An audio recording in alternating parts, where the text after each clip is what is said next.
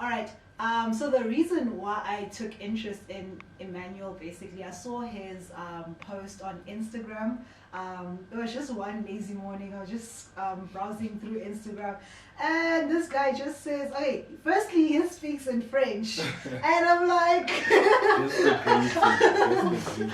"It was a greeting, yes, but like he's fucking French, and dude, you know a French accent, right?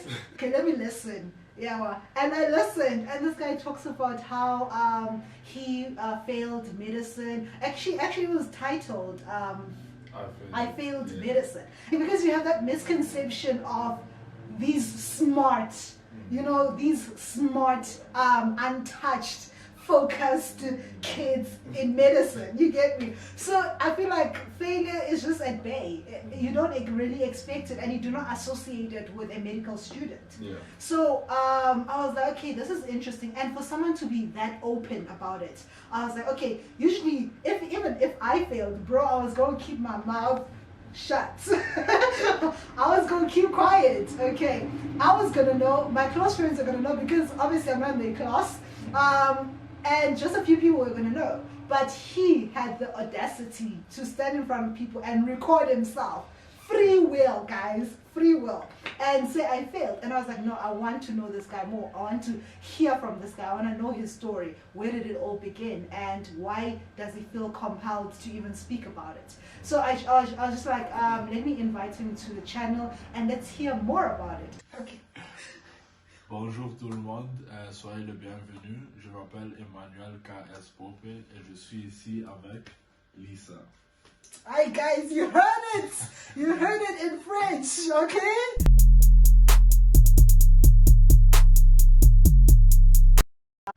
Hello guys and welcome back to my YouTube channel. Today we have a well-awaited interview. Hi guys, my name is Emmanuel K.S Bope and I'm a third-year medical student and entrepreneur. I think that's all I can say for now. Entrepreneur, dude. Yeah. Okay, maybe just briefly on the entrepreneur side. Yeah. So I run a fitness company, or let me say a health platform. Mainly fitness. We also have a nutrition team as well as mental health. It's called Q Fitness. And it was only launched last year on the 30th of March. Okay. So yeah, started in the pandemic. Interesting. So details of the. Do you guys have an Instagram page? We do. We also have a website, so I'll just give the details. Cool. Okay, guys, you get the details if you guys are into fitness, right? Is it fitness? If you guys are into fitness, here's the man. Okay.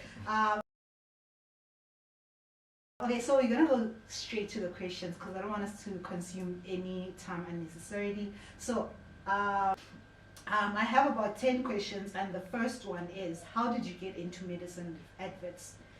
Okay, so I got in the longest way possible. Okay. Obviously, after matric, I wanted to get into medicine. The marks weren't competitive enough, so I ended up doing biomedical science. Okay. From biomedical science, I graduated, applied, and it didn't work out.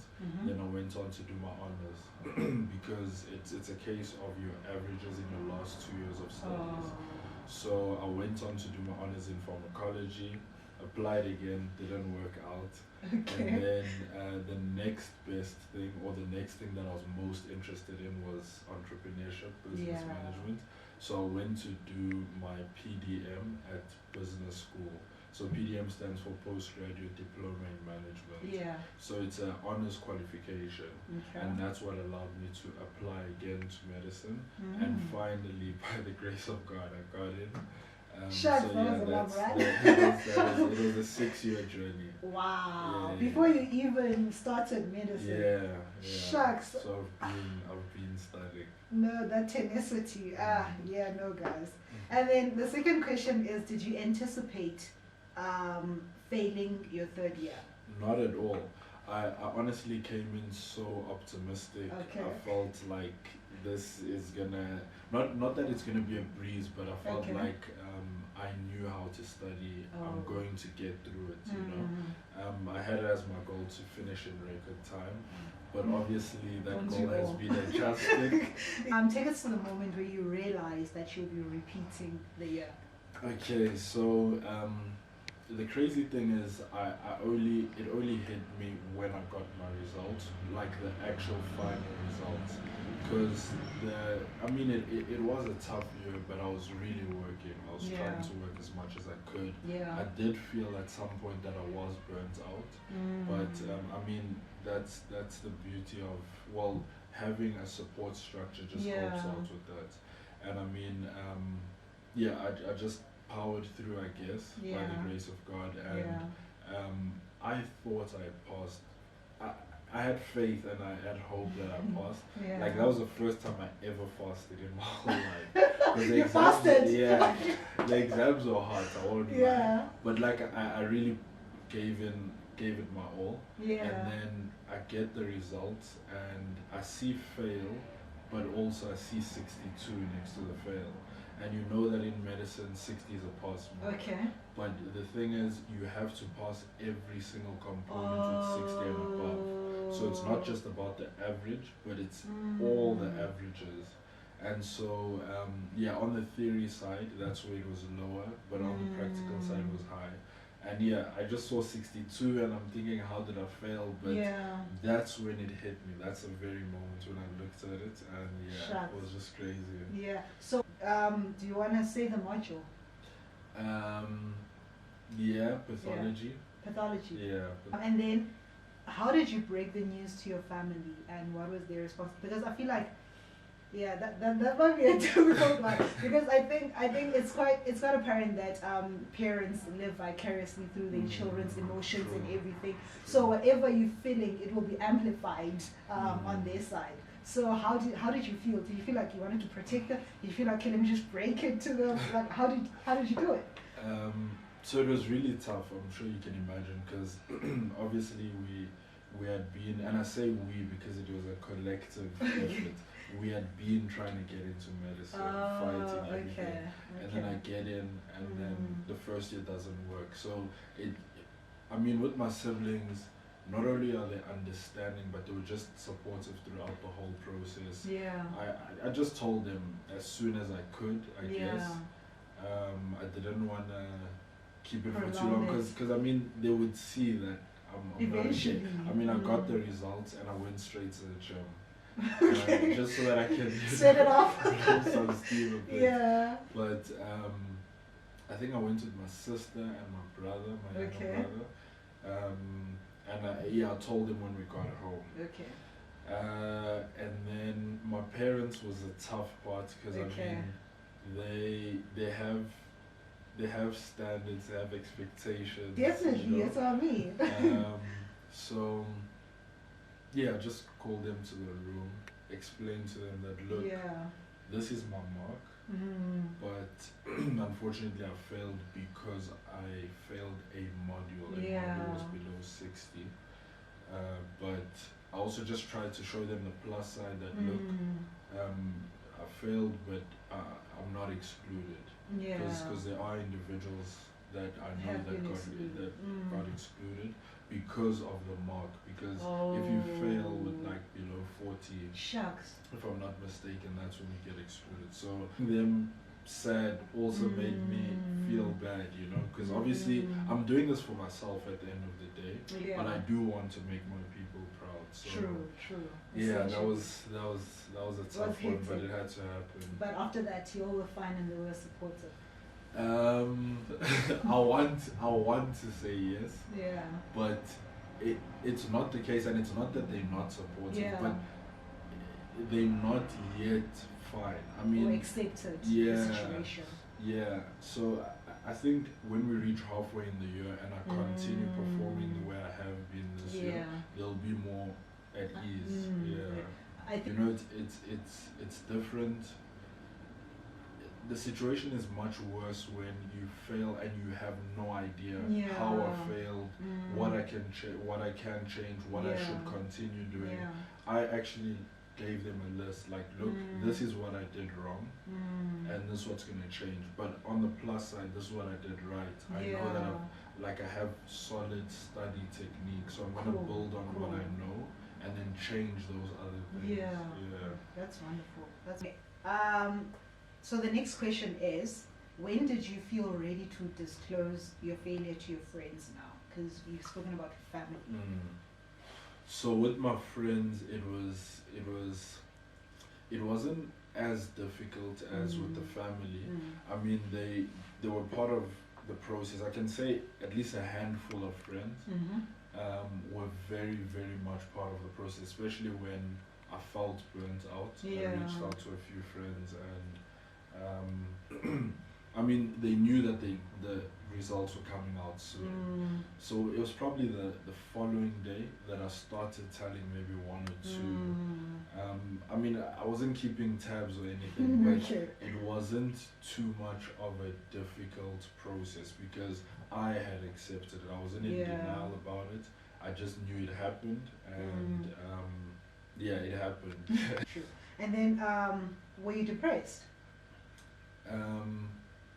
I smiled when I when I saw this question because it's crazy. True. It's honestly crazy, but I was not depressed. I have been in a situation where I've been depressed before, and I definitely did not feel like I was in that same space. I was in a really, really good space, to be honest. There's a few friends, and one in particular who I'm not gonna mention. Like, we're just chatting every single day. Yeah. And like I said, that was the first time that I'd ever fasted in my whole life. Okay. So I experienced growth in the process, like before getting the results, and even after. Like, it was just a period of growth for me, and so I was already seeing the bigger picture. Yeah. As though the crazy thing is, when I was praying, I remember telling God that, like, please help me pass. If I fail, I'm gonna be depressed. I remember saying those exact words. But the crazy thing is, I really wasn't depressed. I saw the bigger picture, and I still do see the bigger picture. And do you also think because you were spiritually centered at the time, it really facilitated your acceptance of the situation? I do think so, and especially with the friend that I mentioned. It was very much a big part of me accepting the situation, and then even just, I guess, my parents, more so my mom, like she has this way of making things seem okay, you know, or like it's gonna be okay, like just fight through it. And my dad is also like that, but he's more of he's a leader more by action, like he's a man of few words. So my parents also helped me a lot. They don't really know it, but they helped me a lot. So afforded the opportunity to change the situation, would you have? In all honesty, no, I wouldn't. As much as wait. afforded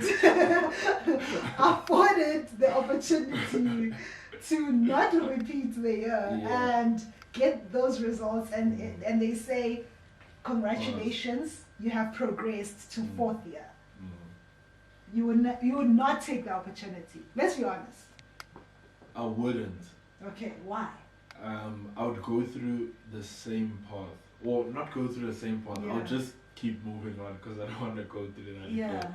But the reason why I say that is because, like, you know, I've been trying to get into medicine 6 years, so I know the value of what I'm doing. Okay. and I am appreciative of the fact that, like, I worked hard enough to get into medicine. However, now having repeated, not only am I more appreciative, but I'm more conscious and I'm more cognizant of the everyday decisions that I make. If I don't go through what I went through, I would not have the experience that I currently have now. What coping mechanisms what coping mechanisms do you suggest for someone going through a similar phase? Okay, so I strongly believe in I don't know how to say this in a way that won't be looked at differently, but therapy. And I've never in my life consulted a therapist, psychologist, anything, but I've always received therapy, and for me it's speaking to my people. So especially with males, it's very stigmatized. Like you have to be a man. You keep it to yourself. I don't think it's not manly to speak. I'm not saying you have to go on social media or maybe go to a group and start crying and whatever. But it's like you have your people where you can just let it all out. You know, just tell them how you're feeling. Try and see a different points of view. And then second last question, what's your source of motivation? The vision I have of myself in future. That's I'm constantly looking at myself in future, and that's what's motivating me. What I could possibly achieve, you know. Another source of our last question, what would you like to say in conclusion? In conclusion, there's so much that can be said. But in conclusion, I genuinely and truly believe that everything happens for a reason. I also believe that you are exactly where you need to be. But that's only if you believe it. If you don't believe it, you'll think, oh, my life's a failure, I'm behind, this, that. But if you truly believe that, hey, I failed, but there's light at the end of the tunnel, then that's it. Other people, you are exactly where you need to be. What is for you won't miss you. So that's what I can say in conclusion. So I shouldn't chase the bag. The bag should chase me. Yes, sometimes it's tricky when you say such. It's tricky, especially with the bag. The bag. Because sometimes you have to chase a bag, but generally, I do feel that you should chase happiness. And everything Bags else. Follow. Follows you. Bags goes for us in French. Please. You didn't tell me about this. But I'm sorry, just ask people to like the video. Je ne sais pas vraiment quoi dire, mais je peux dire merci beaucoup de m'avoir invité. S'il vous plaît, abonnez-vous à sa chaîne et merci beaucoup. Oh, merci. Thank you guys so much for tuning in, and this was Emmanuel Bope. I'm just going to put in his Instagram handle. You left out the KS. Emmanuel K.S Bope. It's because you don't want to disclose your KS. You're never gonna know about it. But yeah, this is Emmanuel K.S Bope. It was so amazing to have you. Thank you so much. Thank you so much for being on.